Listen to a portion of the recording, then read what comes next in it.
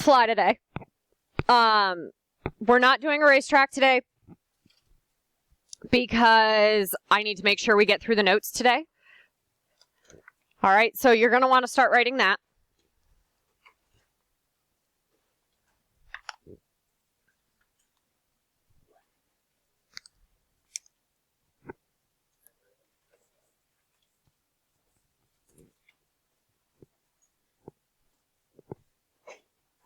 Bless you.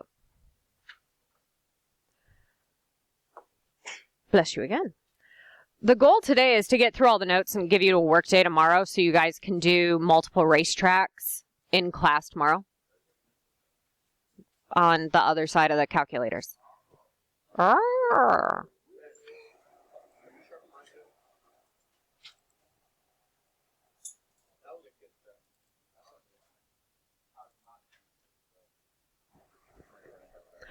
All right, can I scroll a little bit?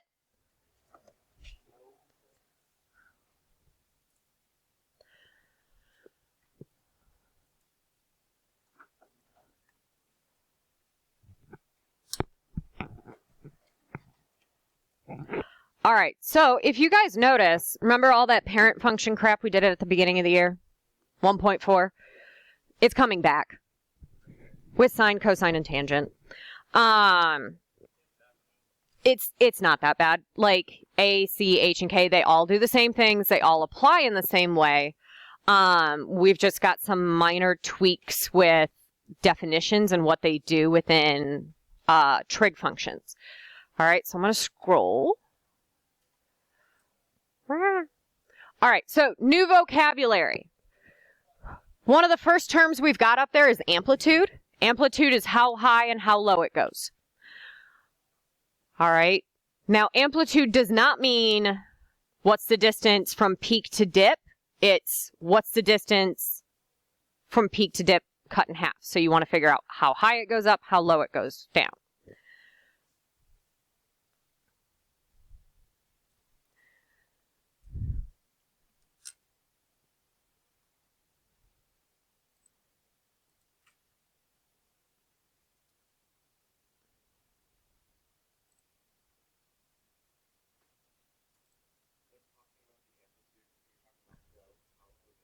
Mm-hmm.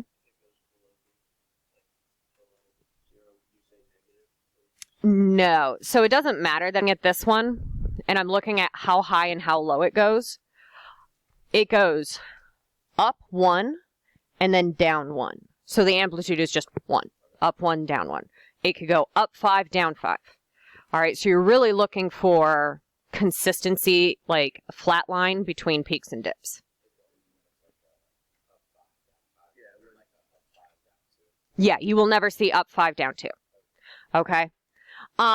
Period. So we're going to make this awkward because I had a kid make it awkward and it's stuck ever since. Period is C. C is red. Yes. Period is how often something happens. Once a month. 2 weeks in a month? Good God, Ben. That's a little traumatizing. But basically the period is peak to peak or dip to dip. It's how often it reoccurs. So like every 30 days. It seems stupid, but it totally freaking worked. All right. And then the phase shift is just a left or right shift. All right, and if you want, I've got a graph that we're going to end up taping in your notes later where we'll write all of this on there, but if you want to snap a picture of that real quick, that might be beneficial.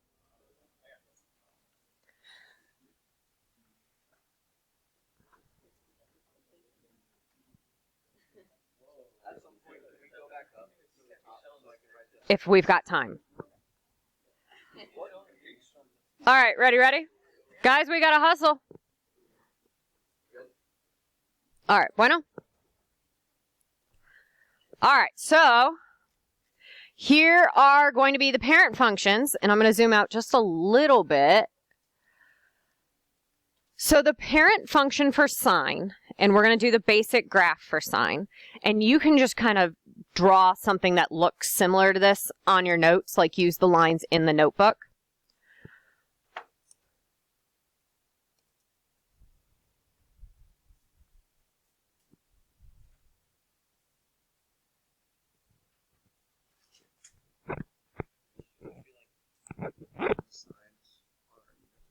Exactly.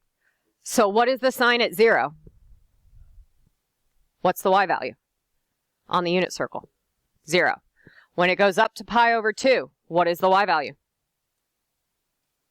1. When it goes back down to pi, what is the y value? When it goes all the way down to 3 pi over 2, what is the y value? And when it goes back up to 2 pi, you are back at 0.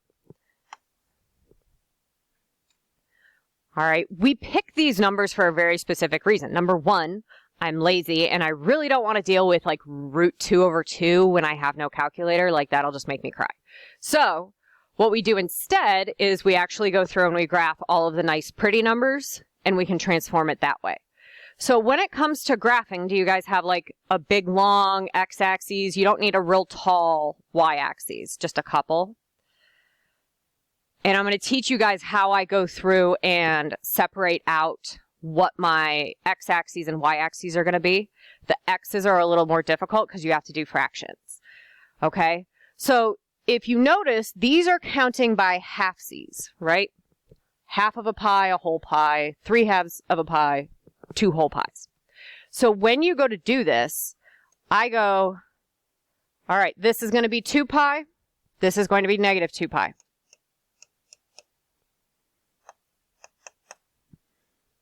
All right. On the right-hand side, I'm going to stop at the origin, but I'm going to split it in half, and you're going to have to kind of eyeball it. Then I'm going to do it again over on the left. So that's pi and pi.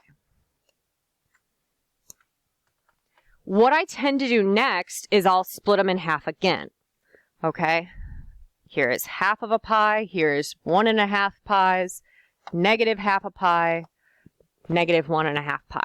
And if you notice, I switched my colors, so I know that's what it's going by. Okay? If you didn't switch your colors, it's okay. It's not the end of the world. It's just my weird little neurotic way of doing it. So, once I've done that, I typically write in up at the top, x's equal pi over 2, because I'm going by halfsies. I'm going to have to move them because it's driving me nuts. For y values, you're going to want to dictate, are the y's counting by 1s? Are they counting by halfsies? Are they counting by 2s? Like, stuff like that. So in this one, I might do y equals 1/2. Because this would be a positive 1 and this would be a negative 1. It just makes it so you can see it just a little bit better.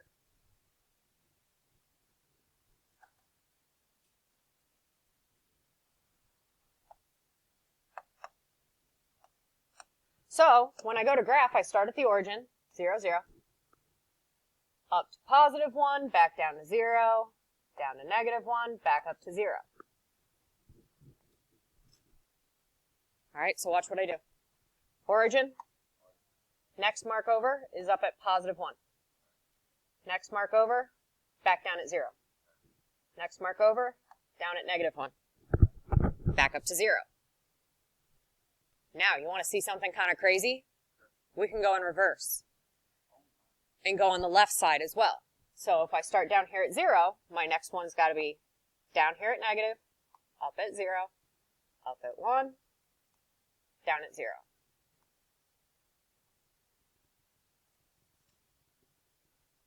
Hang on, I gotta step because I'm too short to do the entire graph.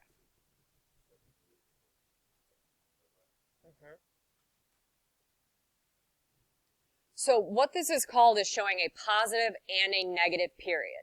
So I've got a full cycle going on the negatives, and I've got a full cycle going on the positives. Does that make sense, Michael?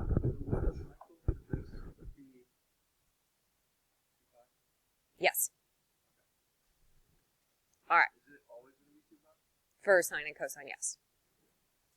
All right. Scroll. Let's do it again for cosine. Well, at least now we have a general idea.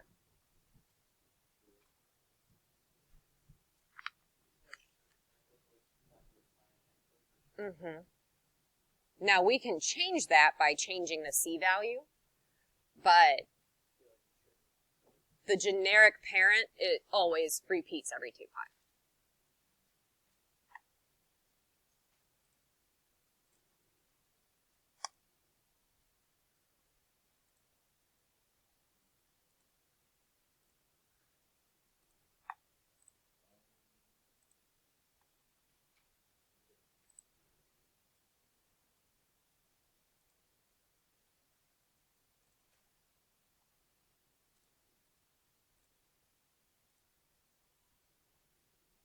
All right, so looking at this one, all right, if you're on the unit circle and you start at 0 degrees, what's the cosine value?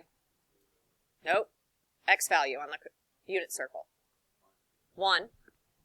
And then it rotates up here, what's my x value? And then it rotates all the way over here.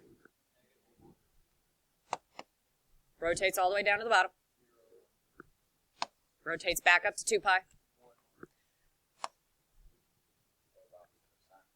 Not opposite, it's really more of a phase shift, like it's moved over by a pi over 2. So let's keep everything the same from earlier. X's go by pi over 2z's. Y's will go by 1/2. So that's 2 pi, that's 2 pi.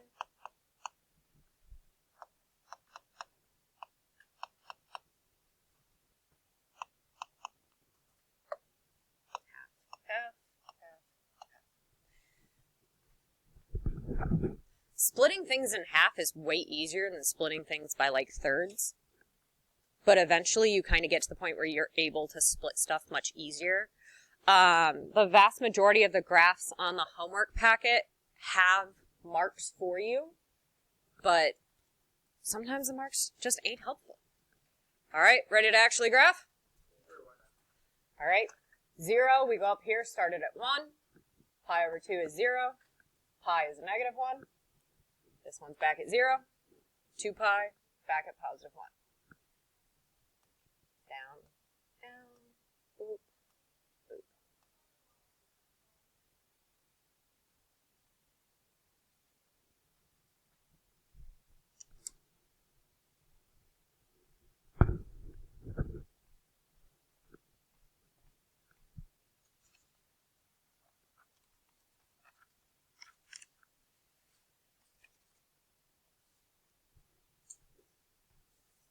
What do we think? We okay? All right. So, you done goofed. All right, do we want to graph this one as well?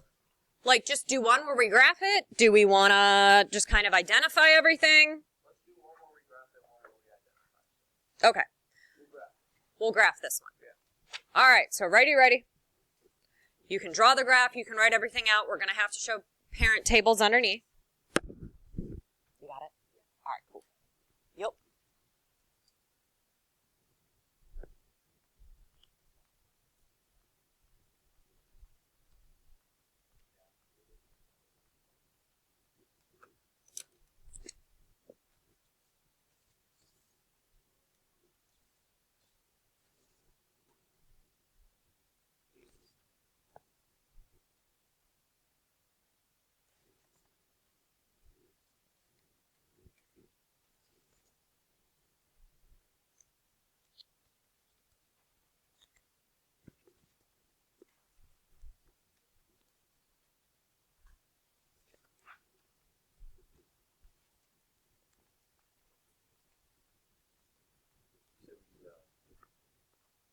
You're going to want to put a graph on there, and then we're going to do the parent tables underneath. Yes.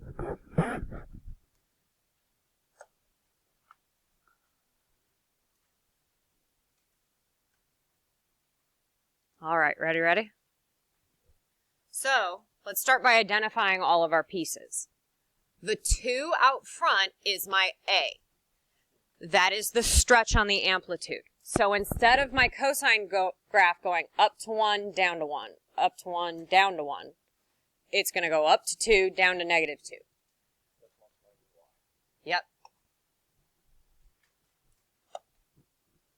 My k on the end is a vertical shift up and down. So instead of it going up to positive 2, down to negative 2, I'm shifting everything down 2. Okay? So that is my vertical shift, and it is down 2.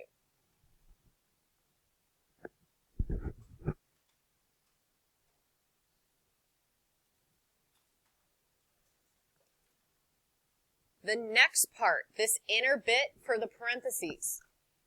Do I have a c that is separated out? No. So you have to actually factor that out. So I'm going to pull a 3 here. Put my parentheses. X plus pi divided by 3. Notice I switched my colors on purpose.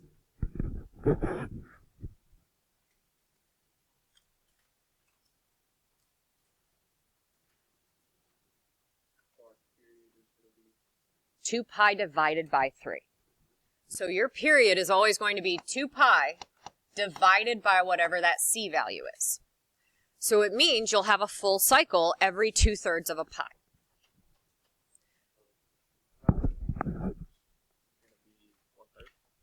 Negative 1/3. Because it's an h value, and anything that we do to the x's, we always do opposite. H is right here. That's H. So period and Your x's. Yep. All right. Can I do my tables? Yeah. So, I'm going to have to zoom this out just because I'm running out of space and I can't see. For my itty bitty little initial table, I've got x, I've got y. It's 0, starts at 1. Nope, I don't want that line. 0 to 1, pi over 2, 0, pi negative 1.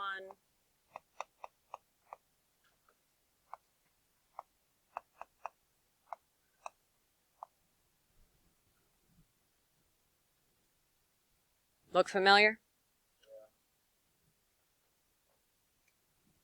So for my y's, I'm multiplying everything by 2. That's my amplitude. Then I have to shift everything down 2 more. For my x's, I need to go through and I need to divide by 3. So times 1/3. And I'm just doing that because I'm a little lazy. And then I've got to subtract pi over 3. I'm going to do this because now, almost.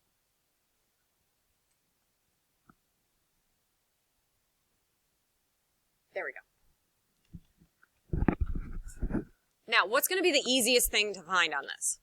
Is it the x's or the y's? The y's. The x's kind of suck. All right, so when you go through to do your x's, what I always have kids do is we go x single prime and then x double prime. Okay, single prime is your first transformation.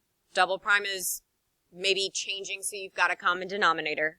And then if you need a triple prime, it'll be what you're finally graphing. Because you're working with fractions, right? So I need to start by dividing everything by 3. Well, 0 divided by 3 is still just 0. This one is going to be pi over 6. This one will be pi over 3. 3 pi over 6. And then 2 pi over 3. Now, notice, I left everything exactly the way it was. Do that. Leave it the way you see it. So I need to get common denominators so I can deal with this stupid blue thing, right? What's going to be the least common denominator I can work with? 6. So x double prime is where I get my common denominator. 0, pi over 6, 2 pi over 6. This is still 3 pi over 6. and then 4 pi over 6.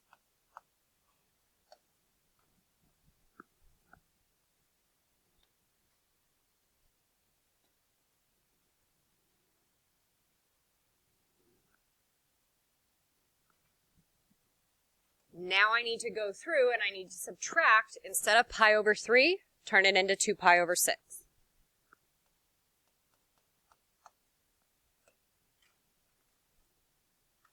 So x triple prime, final one, minus 2 pi over 6, minus pi over 6, 0, pi over 6, 2 pi over 6.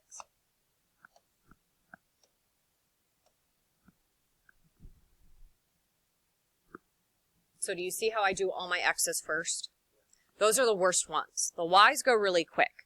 So by starting with all of the icky poo x's, you can go through and get to, this is what I'm going to end up having to graph, and then have your y's right next to it. All right, so I got to multiply by 2, subtract 2. 1 times 2 is 2. 2 minus 2 is 0.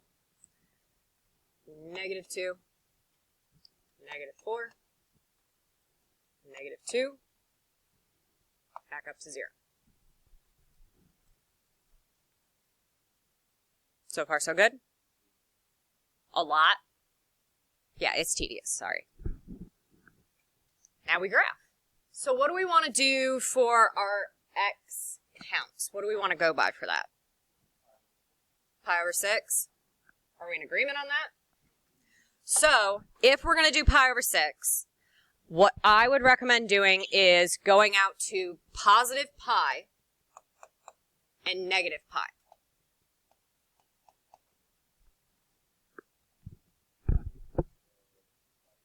We're going to divide it in half first.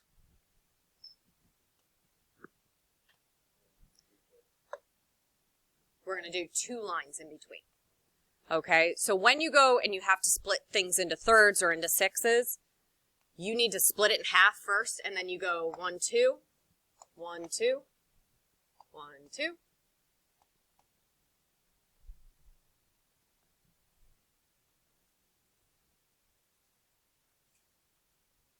Going by 2 and splitting it into thirds that way is way easier.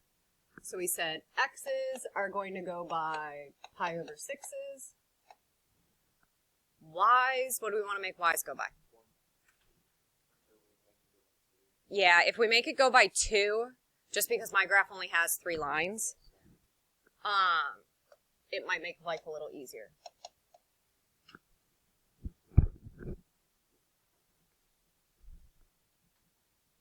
All right, ready? So, where do I start? Where's my first x triple prime? Negative 2 pi over 6. So, negative 2 over 6. And then my y value is what? Ooh, draw my dot. Where's my next dot? At negative 2, so that's right here. Where's next? All right.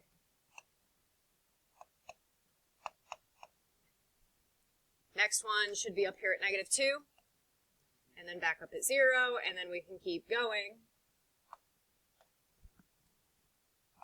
It's the graph that never ends. Yeah. So it'll hit your x-axis, but it's all below there.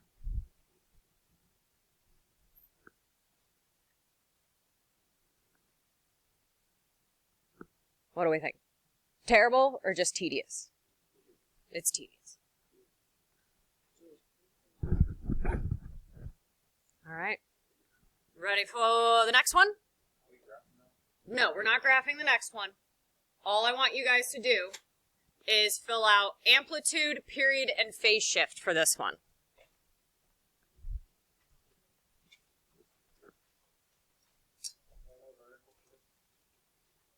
No, there could possibly be a vertical shift. I just only listed 3.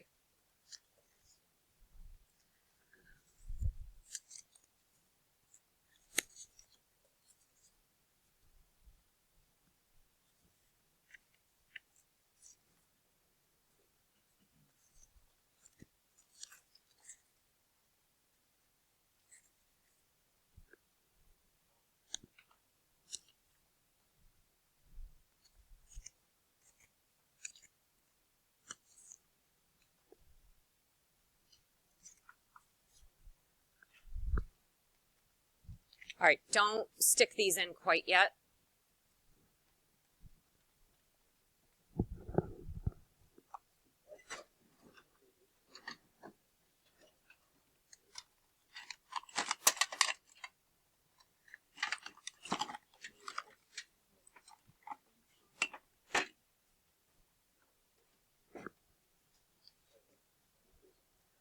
All right, what'd y'all get for an amplitude? 1. So it just goes up 1, down 1. Period. Any shift on my period? Nope. 2 pi.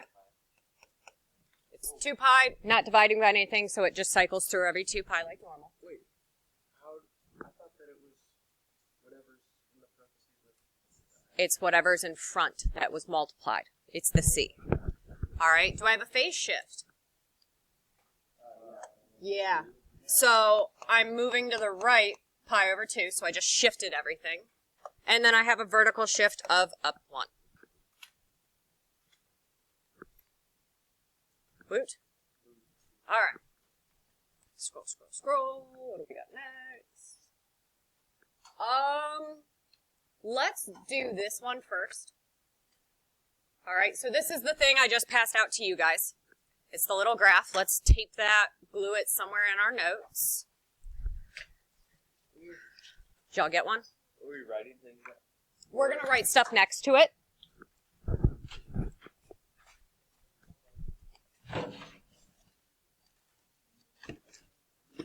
Where is all my double stick tape?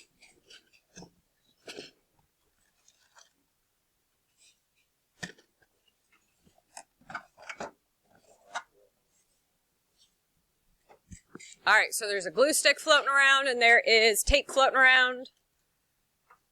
So we need to write the equation that goes with that graph.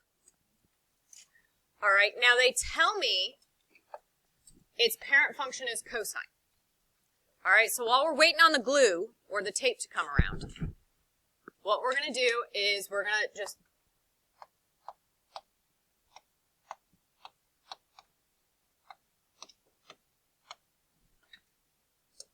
put some blanks.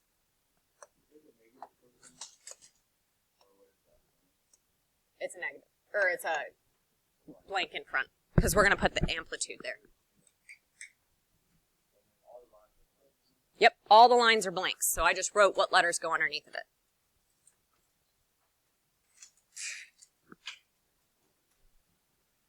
All right, so when we're doing this, and I got to hustle because we only got a minute left, I always start by figuring out where my graph has shifted up to.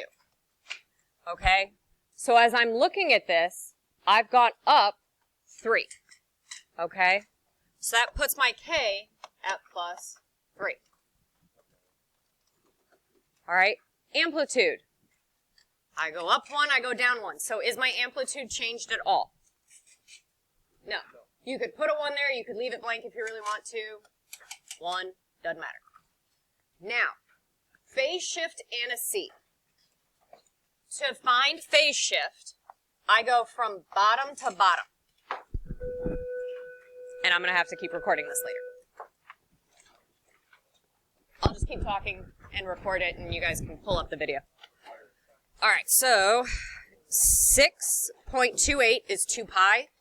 And I've got a shift of, or not a shift, but like x-axis at pi over 4. So I've got 1, 2, 3, 4, 5, 6, 7, 8. So dip to dip is still 2 pi. So there is no C. You can put a 1 there. And then the phase shift is whether I move left or right. The biggest thing with cosine, as I'm looking at my original parent, whoop, here it is. Cosine always starts at a peak. So if I scroll all the way back down and I'm looking at this monster, I go for where is the closest peak. Oh, you jerk face.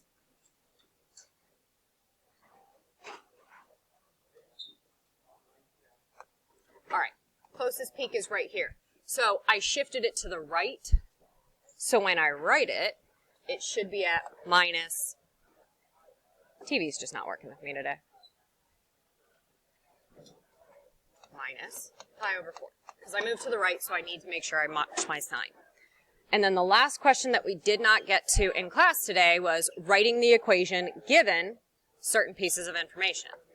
Easiest way to do this is you set it up the same way. Blank, sine, parentheses, here's my spot for C, there's my H, here's my K.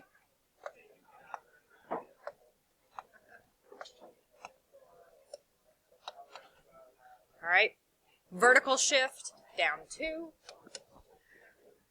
No phase shift, no period shift, and then my amplitude is 3. So final answer would be 3 sine of x minus 2.